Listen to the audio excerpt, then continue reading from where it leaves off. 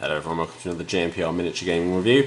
Today we are going to look at the Stormcloak Chieftains set from the Elder Scrolls Call to Arms. I thought I'd start with the Stormcloaks and then go on to the true heroes, the Imperials, in the next video. So we're going to open this up, take a look at the models inside in components, and then build them up and take a look at the models finished.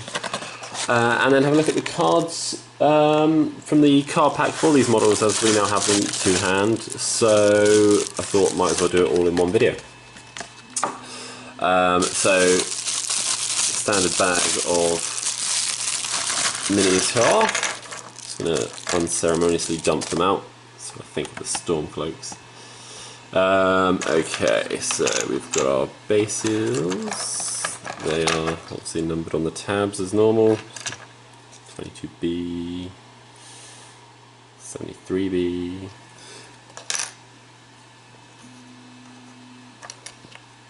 Alright, who have we got?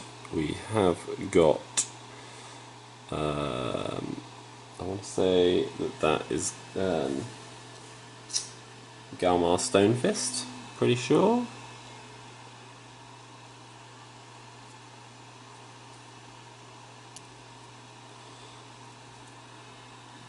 Really crisp details there. That's actually really cool. He's drawing his axe from his back, actually. That's going to be a really nice model. Very nice. And over to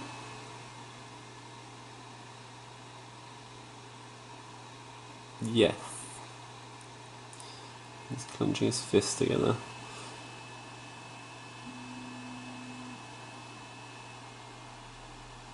Just the Quartermaster.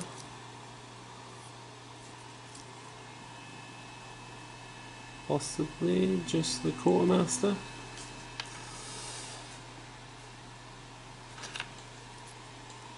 Then we have the Stormcloak General.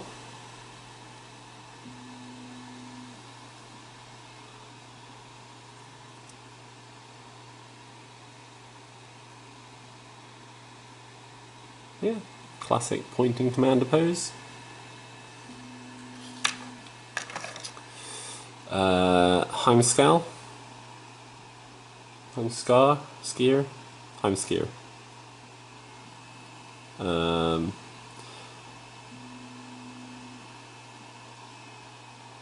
He's a priest, right? It looks like he's in a praying sort of position.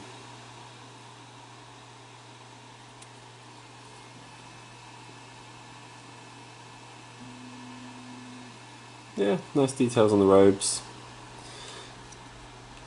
And then Ulfric himself.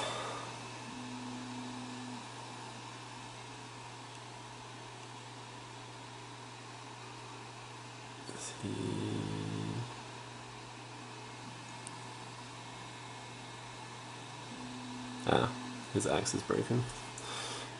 I was wondering why that looked wrong. Okay, his axe is there. Well, you get this with resin miniatures sometimes. It's going to be an easy fix. I was wondering what was going on with his hand.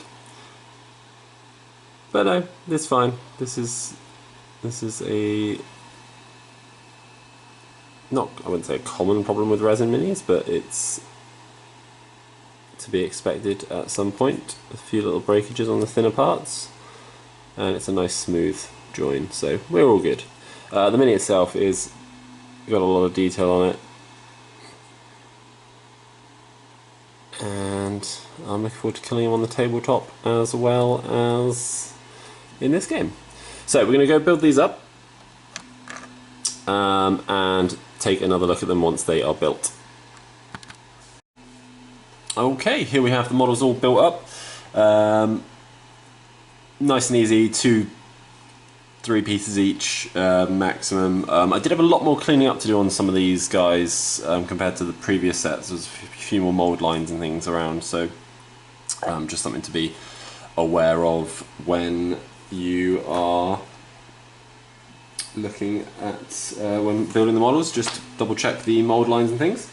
So what we'll do is we'll take a look at each model and talk about their card as well, and just what they can take and things. So we'll start with the more generic models. So we'll start with the Stormcloak General. So again, this is the pointing model. I did trim his sheath off a little bit too sharp there. Took a bit too much off. Cool looking model, fairly generic base, a few bricks, a bit of dirt, snow, whatever you want it to be. But nice looking model. In terms of his card here, we've got 5 in the strength, only 2 in agility, so he probably doesn't really want that bow, but he can have one.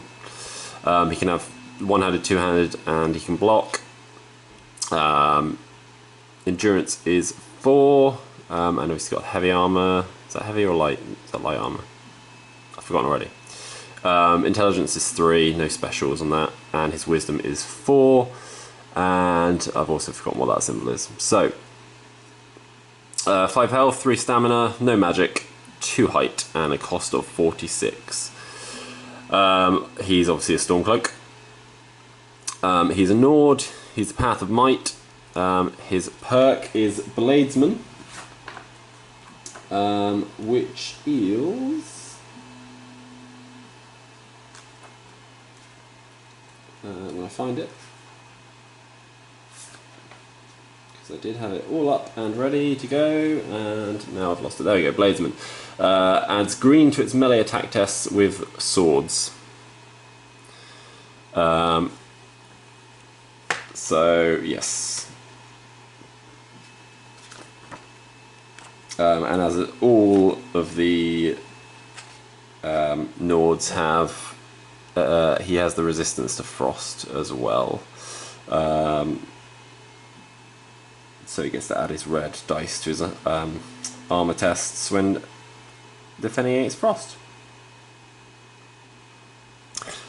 He also has a special ability to war. The first time the Stormcloak General uses a command action in the game, it's a free action.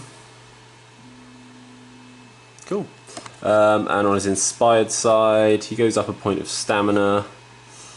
His endurance goes up to 5 as well, and his wisdom goes up to 5.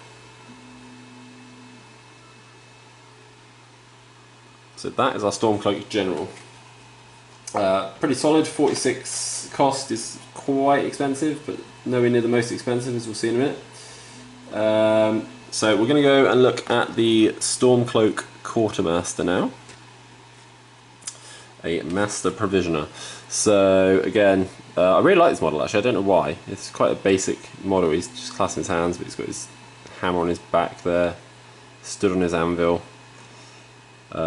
Just like the pose. Just get the light off it a little bit. There we go.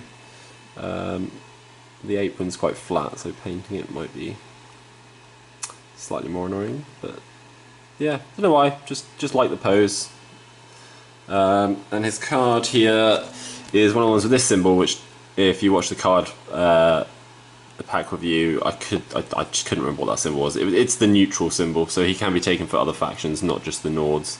So his secondary is Stormcloak, but he can be taken with other factions as well, because that is neutral. So we have race Nord, Path Might, resistance to frost as usual, and his perks are smithing, iron, and steel. And now I'm going to have to remember what that one does. So smithing is somewhere in my list of thingies. When using a weapon made of a specific material, i.e. steel, this model adds green to its attack. So this guy, any iron or steel weapons, he gets an extra green dice in his attack rolls. And his key, no, that's it basically. That's it. So his strength, health 4, stamina 2, magic 2, which is interesting. He has a cost of 28, so reasonably cheap. Strength 4, which with single-handed and double-handed weapons. Agility 3, Endurance 4. He's got the light armor and the smithing, and Wisdom 4. And which spell is that? What can he use?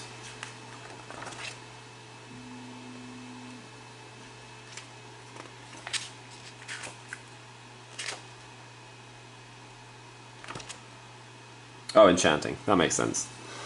That's hence the magicka, yeah. So, yeah. So, smithing, enchanting, yeah, enchanting. So, good little support character, actually. I could definitely find him interesting to use. When he's inspired, he goes up stamina, goes up in endurance, and goes up in intelligence. Yeah, nothing too exciting on the inspired side. Let's look at our other neutral model as well, our Heimskr. I do need to do a little bit of filling on his shoulders because coming off the sprue it took a little bit too much off the shoulders there. So he also got a few mould lines down his robes and on his arms as well. So just to be on the lookout for that. Other than that though, the robes are really nicely detailed with the stitching and everything on it. Just helps take the paint really well. I'm not a huge fan of the pose, but you know, I get it. It's like a prayer. So again, nicely detailed model. And we're going to look at his card here. So again, he has that neutral as the main and Stormcloak as secondary. He is Nord, which gives him resistance to frost. He is the Path of Sorcery. He has 2 health. Oh god. That is awful. 3 stamina, 4 magicka, hence why he is going to be quite expensive at 40. His special ability there is Talos Guide you as a special action, target 1 friendly model with the Dragon Shout rule within 3 and line of sight, and that model restores 1 thumb. So that's pretty cool, gives the restoration to the shouts there. So if he's chilling out near your Dragonborn, or another character, which we'll see in a minute, he can definitely help him out. So he's got perks of Persuasion and Physician. So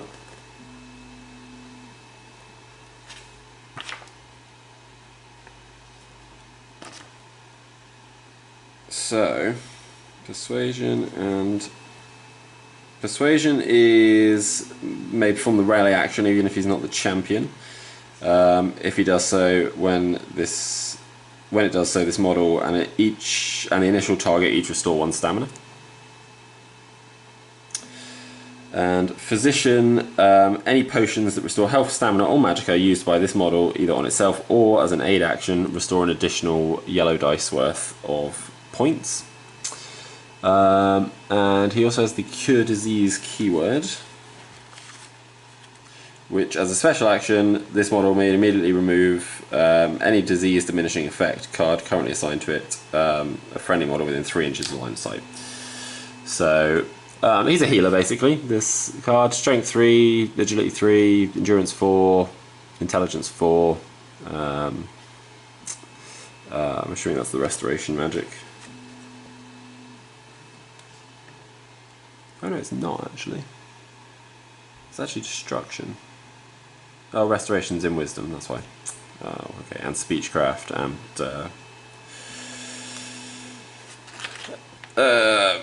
Alchemy, that's the one. That's the word I'm looking for. So you can use single-handed weapons, so he's got Destruction and Restoration magic, Alchemy and Speech.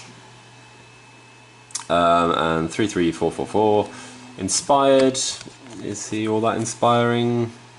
Goes up a point of health. Thank God for that. And his Wisdom goes up by 1. Oh, and his Strength goes up by 1. Seems less useful. I don't really want him fighting. So, but still. Oh, and he also gains Respite in perks. He doesn't have that on the other side, does he? No. What does Respite do in his old perks there?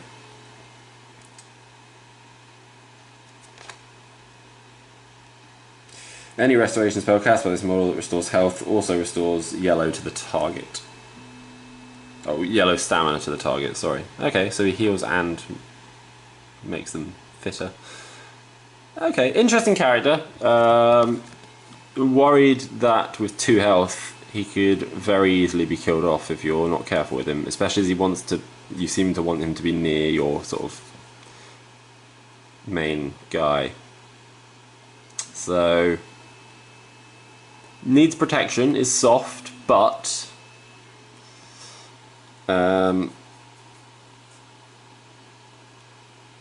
seems useful. Depends what points. I guess depends what septim limit you're playing at. I think at a higher septim limit he's probably more useful because he's less likely. You'll have more bodies, so you can protect him a bit easier. I think if you're just running a couple of characters or 3 characters, I think you're probably going to want someone to be fighting rather than a quite squishy character just being there. Yeah. Okay, so we are on to Galmar Stone-Fist, cool model, drawing his axe, he's got his fist ready to punch people. There's some really nice details on his armour and on his pelt and everything. This was annoying to glue, but we got there in the end. A nice little base as well with his little skull on it.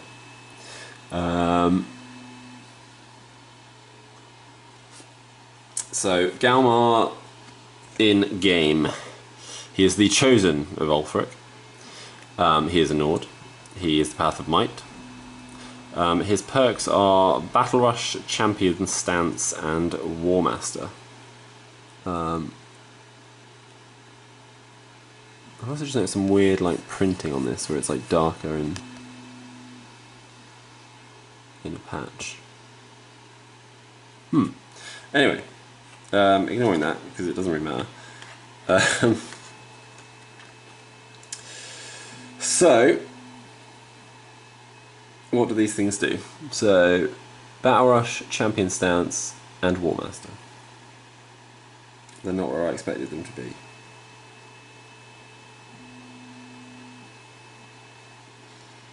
Battle Rush, there we go. When performing a melee attack with a 2-handed weapon, this model restores 1 stamina for every 3 points of damage inflicting on the target.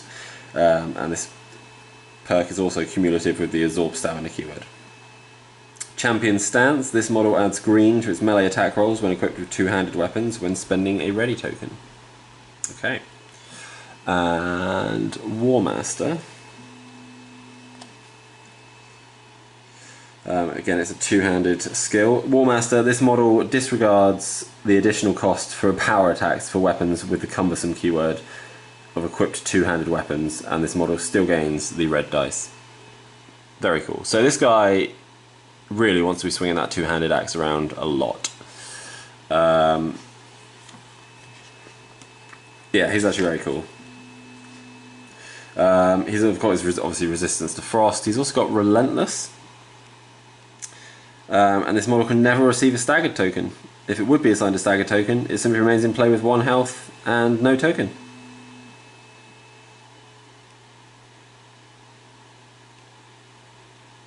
If a model gains relentless while staggered, remove the staggered token. Very cool. Victory or Sovereign Guard. Once per game, when Galmar is engaged with the enemy, he may call to his men. All friendly Stormcloak models within 6 may immediately move up to 3, even if they have already activated this round, but only if they are able to engage an enemy by doing so. Okay, so if you time it right, you can get a pretty good battle rush off this guy. Bring in your troops. Maybe better for sort of PvP potentially, but well, it's definitely, yeah, it's useful in all of them. Health 5, Stamina 4, Magicka 0. Height 2, cost of 65. He is expensive, but I think that's pretty obvious why. Strength 5, single-handed and double-handed. Why you know, just double-handed all the time with this guy, because otherwise these perks just don't have any effect. Agility 3, can have a bow. Endurance 5, again light armor, and intelligence 3, wisdom 6, and he's got speechcraft as well. Inspired. Oh, he gains great critical charge. His health goes up by 1. His stamina stays the same. Strength goes up to 6. Endurance goes up to... no, it was already 5. Oh, wisdom goes up to 7. Okay. Great critical strike. I'm assuming is another two-handed thing. Oh, what a surprise it is. Great critical charge even. If this model performs a melee attack with an equipped two-handed weapon, after a move action, in the same activation, it adds an additional red dice to its attack roll. He definitely just wants a two-handed weapon and go and smash people in the face. This guy is an absolute beatstick. I'm a big fan, actually. I can see him getting a lot of work done in-game. Finally, we have Ulfric. Axe fixed. Nice easy fix. It was a very clean break. The model itself is very cool. It's like sort of wolf pelt. Striding forward. It looks like he's shouting. I wonder. Cool little base actually. He's got like an unfolded map and a book on his base. So a very cool model. And here we have the most expensive character in the game so far, I think. The Bear of Macarth. He is a Nord, he is the Path of Might. His perks are Hack and Slash and Intimidation. He has a Born Leader keyword, the Dragon Shout keyword, oh there it is, and the Resistance to Frost keyword. So this model may purchase and use Dragon Shouts as upgrades. He is a Born Leader, so he must be your champion if he is the primary faction of obviously Stormcloaks. And Hack and Slash and Intimidation.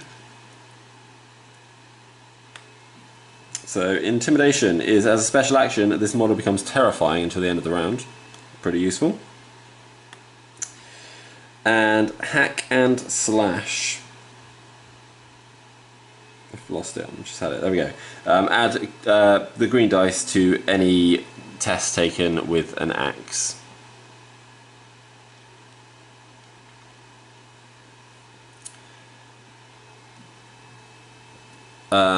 Next up is his special rule, the Bear of Macarth. Once per game, when Ulfric uses the command action, Ulfric and all friendly Stormcloak faction models add red to their melee attacks this round. Okay, thanks, that would be great. And the voice. Ulfric Stormcloak has the Dragon Shout skewer, but may only purchase Disarm and or Unrelenting Force. So, still gives you some more options. He is Strength 6, he is Agility 4, and he's got single-handed and block. Can have arrows, bows, light armor, Endurance 6, Intelligence 4, Wisdom of 7, and Speechcraft. That stat line is insane for off the card. Like no bonuses or anything. That's insane. Health 5, which is pretty good, pretty solid. Stamina 4, again, solid. No magic, which he got shouts, so height of 2 and a cost of 78. Oh, 78. Inspired, he gains Armsman. He gains a point of stamina. He goes up to... Yep. He goes up to 7 strength and 7 endurance. Agility 4, intelligence 4, and wisdom stays at 7. What is Armsman? Oh, of course, yeah. So he gains a yellow dice with his one-handed weapon and attacks, as well as the green dice for his axe. And obviously he does have his special axe that he can purchase from the card pack, the Hand Axe of Cowardice, I believe, which I'm pretty sure you can only give to him. So yeah, absolute tank of a character. This set is actually very cool. I am an Imperial fan in the games, more so.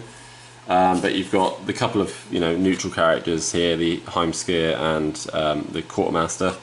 but the Stormcloak characters are nothing to scoff at, with the General and obviously Galmar and Ulfric. Not cheap characters, but obviously this is like a command set. And that's it really. Obviously these guys need to join the paint queue. It's stacking up now with these models. I'm still not got through the adventure allies yet, so I will eventually, and we'll get some more games filmed at some point as well. Probably going to be more solo games, unfortunately, because of the COVID tier system, but that's why I was excited about this game to begin with. So I'm always happy to throw down some scenery and get some models on the table, even if it is just playing with myself. So thanks for watching, guys. The next video will obviously be the Imperials, and I'll get that up in the next few days. If I've got the terrain pack as well, so I might just add that onto the next video, or I might do it as a separate video. We'll see what timing is like. But thanks for watching again, and see you soon.